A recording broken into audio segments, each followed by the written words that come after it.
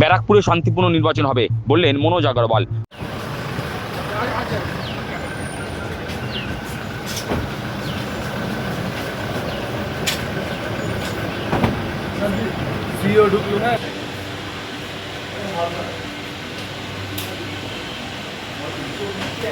শনিবার সন্ধ্যায় ব্যারাকপুরে সর্বদলীয় বৈঠক করেন রাজ্যের মুখ্য নির্বাচনী আধিকারিক মনোজ কুমার আগরওয়াল।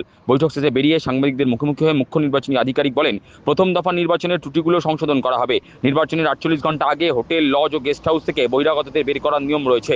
বিধানসভা এলাকার মানুষ ছাড়া অন্য বিধানসভার কেউ এলাকায় থাকতে পারবেন না। গোটা দিন আমরা দেখলাম যেখানে যেখানে ত্রুটি আছে, যেখানে যেখানে গ্যাপ আছে ওসব আমরা পূর্তি করার জন্য ওখানে সবাইকে নির্দেশ দেবো। সীমান্তবাদী এলাকা যেটা আছে কোনো প্রবলেম নেই, আমাদের নাকা আছে, চেকিং আছে।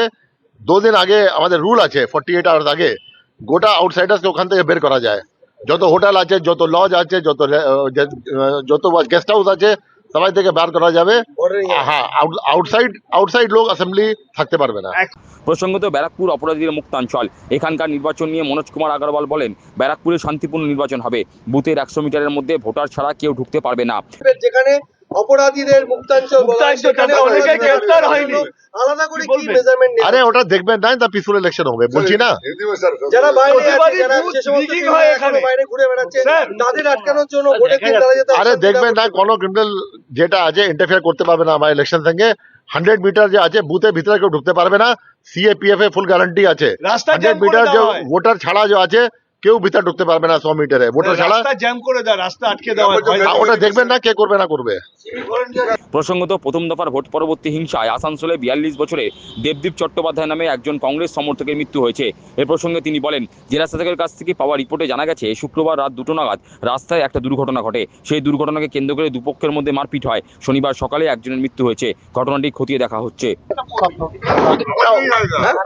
ওটা আমি খোঁজ দিচ্ছি। আমাকে ডিএম বলেছেন যে রাস্তায় রাত্রি 2টোর সময় রোড উপর এটা রুট ব্রেক ছিল।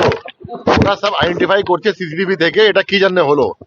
ডিএম আমাকে রিপোর্ট দেবেন, তারপরে আমরা দেখবো কি এটা পোস্টপোল ভায়োলেন্স আছে কি আছে।